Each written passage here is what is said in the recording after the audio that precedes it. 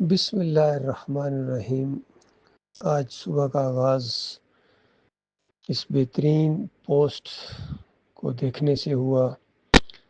نبی علیہ السلام نے فرمایا 2 کلمے ایسے ہیں جو زبان پر بہت ہلکے ہیں، میزان میں بہت وزنی ہوں گے اور الرحمن کو بہت پسند ہیں، اور وہ کلمے یہ ہیں سبحان اللہ و بحمدہ سبحان اللہ العظیم۔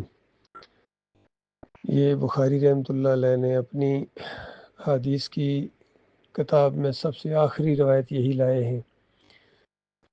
یعنی اللہ کی تعریفوں کے ساتھ ہی سارے معاملات جو ہیں وہ اختتام پذیر ہوتے ہیں۔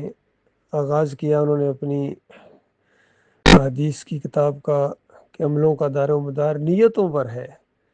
نیت میں اخلاص ہونا بہت ضروری ہے۔ اپنے مالک اور خالق کے ساتھ محبت بڑی شدید ہو، اور اس محبت کی وجہ سے جب آپ جو بھی کام کریں گے اللہ کی رضا کے مطابق اور نبی علیہ السلام کی سنت کے مطابق، چونکہ نبی علیہ السلام نے اللہ کی فرمانبرداری کی ہے، اور نبی علیہ السلام کا جو طریقہ ہے وہ اللہ کا بتایا ہوا طریقہ ہے۔ سب سے پہلے اس طریقے کے اوپر نبی علیہ السلام نے عمل کیا ہے، پھر صحابہ اکرام کے جتنے درجات بنے ہیں وہ اسی وجہ سے بنے ہیں، اللہ کی محبت کی وجہ سے اور دینداری کی وجہ سے۔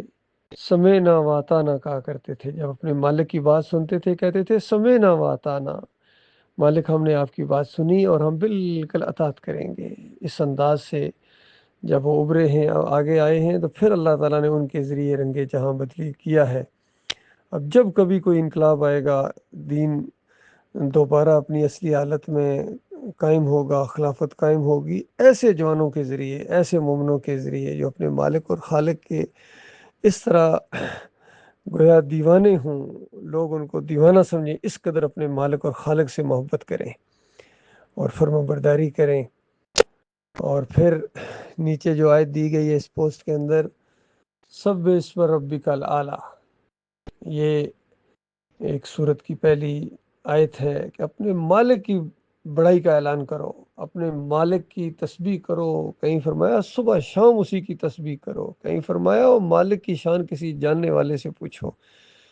ان ناقدروں نے اللہ کی قدر ہی نہیں کی ہے، جنہوں نے دوسروں کو پکارا ہے، دوسروں کے سامنے جھکے ہیں، بندوں کے سامنے انہوں نے سجدے کیے ہیں، بندوں کے سامنے انہوں نے سجدے ثابت کیے ہیں۔ اندازہ لگائیے، ایک عالم دین بندوں کے سامنے سجدے ثابت کر رہا ہے، اور عالم دین ہے، مفسر قرآن ہے۔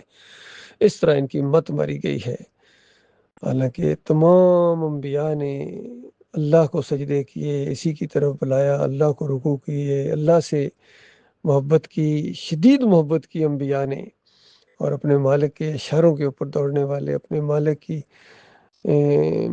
رضا کے حریص نظر آتے تھے، ہمیشہ دعائیں مانگتے تھے، مالک ہم سے کوئی ایسا کام لے لے کہ مالک تو راضی ہو جائے اور تیری محبت ہمیں ہر چیز سے زیادہ عزیز ہو جائے۔ نبی علیہ السلام کی ایک دعا ہے کہ مالک اپنی محبت کو مجھے سخت پیاس کے اندر ٹھنڈے پانی سے زیادہ اپنی محبت زیادہ کر دے، اور سخت بھوک کی حالت میں اس سے بھی زیادہ، جو اچھے کھانا کوئی ہو اس سے زیادہ تیری محبت میرے دل کے اندر آ جائے۔ مالک ایسے اعمال کی توفیق عطا فرما جس سے تو میرے سے محبت کرے، کیونکہ مالک محبت کرے گا تو پھر بات بنے گی۔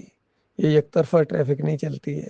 یک طرفہ ٹریفک چلائی تھی یہود و نصارہ نے، تو ان کو کہا گیا قل ان کنتم تحبون اللہ فاتبعونی، ان کو کہو کہ اللہ سے محبت کے دعوے کرتے ہیں، اور اگر واقعہ ہی تم اللہ سے محبت کرتے ہو تو پھر میری پیروی کرو۔ اور بالکل اسی کی تشریح میں گویا نبی علیہ السلام نے فرمایا جس نے میری سنت سے محبت کی اس نے میرے سے محبت کی، اور جس نے میرے سے محبت کی وہ میرے ساتھ جنت میں ہوگا۔ تو محبت اطاعت والی محبت، یہ پوجا پاٹ والی محبت نہیں ہے جو خادم حسین رضوی نے کی ہے، یا طارق جمیل نے، یا طاہر القادری نے، یا ان سارے رافضیوں نے، بریلویوں نے، دیوبندیوں نے، حتیٰ کہ اہل حدیثوں نے بھی پوجا پاٹ والی محبت کی ہے۔ وہ محبت جو اللہ کا بندہ بناتی ہے، نبی علیہ السلام کی صحیح پیروی کراتی ہے، وہ انہوں نے نہیں کی ہے۔ دین کو اجرت کا ذریعہ انہوں نے بنایا۔ اللہ سے محبت کرنے والا اذان دینے کے پیسے لے، اللہ سے محبت کرنے والا امامت کرائے اور پھر اس کے پیسے لے، کبھی ہو سکتا ہے؟ اللہ سے محبت کرنے والا اپنی تبلیغ کو یوٹیوب کے ذریعے اپنی کمائی کا ذریعہ بنا لے۔ اللہ سے محبت کرنے والا کبھی ایسا ہو سکتا ہے؟ پھر اللہ سے محبت کرنے والا ان فرقوں کے اندر جا سکتا ہے، اس جمہوریت کے مشرکانہ غلیظ سسٹم کے اندر جا سکتا ہے؟ اس کے لیے کوئی وفاداری اس کے دل میں ہو سکتی ہے؟ اللہ کے لیے محبت کرنے والا پھر یا علی مدد کے نعرے لگائے، یا رسول مدد کے نعرے لگائے، پھر سبحان ربی الاعلیٰ کا کیا مطلب ہے؟ سب اسم ربی کا الاعلیٰ کا کیا پھر مطلب ہے؟ اپنے رب کی بڑائی کا اعلان کرو، اور رب کی بڑائی کا اعلان کرنے کا مطلب یہ ہے کہ دوسرے جتنے خدائی کے دعوے دار ہیں یا اپنی چلاتے ہیں اپنے مالک کے مقابلے میں، ان کی خدائی کو نیچے کرو، ان کے جھنڈوں کو نیچے کرو، ان کی ساری داتائی، دستگیری، مشکل کشائی، حاجت روائی کی کھال اتار دو۔ مالک کا یہ مطالبہ اپنے بندوں سے۔ دلائل کے ذریعے تو ہم نے کھال ان کی اتار دی ہے، ان کے سارے باطل معبودوں کو بالکل گراؤنڈ کر دیا ہے۔ ان کی مورتیوں کے اندر بھی کوئی جان نہیں ہے، ان کے مزاروں کے اندر بھی کوئی رمق نہیں ہے، اور ان کے پیروں اور پیرانے پیر بھی بالکل گھٹنے ٹیک گئے ہیں توحید کی دعوت کے مقابلے میں۔ اور انہوں نے جو کفر و شرک پھیلایا ہے، ان صوفیوں نے، عبدالقادر جیلانی، محی الدین چشتی، علی جویری، مجدد الافسانی، شاہ ولی اللہ کے پورے خاندان نے، اور اعلیٰ حضرت اور ابو الاعلیٰ نے جو گل کھلائے ہیں اور انسانوں کو اس طرح گمراہ کیا ہے، چاہے یہ ڈاکٹر ذاکر ہوں یا ڈاکٹر اسرار یا علی انجینئر ہوں، سارے ان کا سب کا پوسٹ مارٹم کر دیا گیا ہے۔ سارے بے ایمان اللہ کے دین کے مقابلے میں ایک ہو گئے۔ ان کی توحید کے راستے میں شرک ہے، ان کی توحید اب خالص نہیں ہے۔ یہ جتنے آپ کو نظر آ رہے ہیں، یہ مولوی ہیں آج کے جتنے بھی ہیں، یہ دین کے اوپر کمانے والے اجرتی، ان کے اندر ایمان کی رمق نہیں ہے، اور شیطان نے ان کی توحید کے آگے بھی شرک رکھ دیا۔ اس طرح بڑے بڑے منوں اور ٹنوں کے دعوے کرنے والے ایمان کے، یہ ایمان سے خالی ہیں۔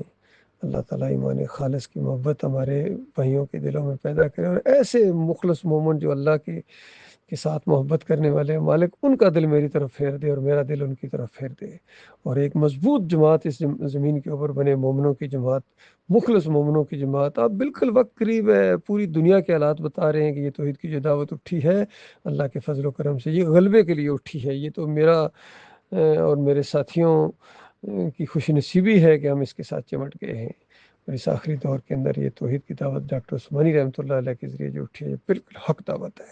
الحمدللہ سوشل میڈیا کے ذریعے بڑی تیزی کے ساتھ اب پھیل رہی ہے، لوگوں کے کانوں تک یہ باتیں پہنچ رہی ہیں کہ ایمان خالص یہ ہے اور شرک اور کفر یہ ہے، بالکل علیحدہ کر دیا گیا ہے۔ قد تبین الرشد من الغی، ہدایت اور گمراہی کو بالکل علیحدہ کر دیا گیا ہے، اور اب کوئی تعلق نہیں ان فرقوں سے، ان مسلک پرستوں سے، ان سیاسی لوگوں سے۔ ہمارا تعلق صرف اللہ کی جماعت سے، یہ اللہ کی پارٹی ہے، لوگوں اس کی طرف آؤ، بچ جاؤ گے، دنیا میں بھی اللہ تعالیٰ تمہیں عزت دے گا، اور آخرت میں جنت کی ایسی بہاریں تمہارے حصے میں آئیں گی، اور جہنم کی آگ سے تمہیں بچا لیا جائے گا۔ اور اگر یہ بات نہ مانی اور کفر و شرک کے اندر ڈوبے رہے تو یاد رکھنا دنیا کی ذلت اور خواری تو اپنی آنکھوں سے دیکھ رہے ہو، چاہے عربی ہو چاہے اجمی ہو، اور مرنے کے ساتھ تمہیں وہ آگ لگے گی، جہنم تمہارا انتظار کر رہی ہے۔ اللہ تعالیٰ ایسے خوفناک انجام سے اپنی پناہ میں رکھے۔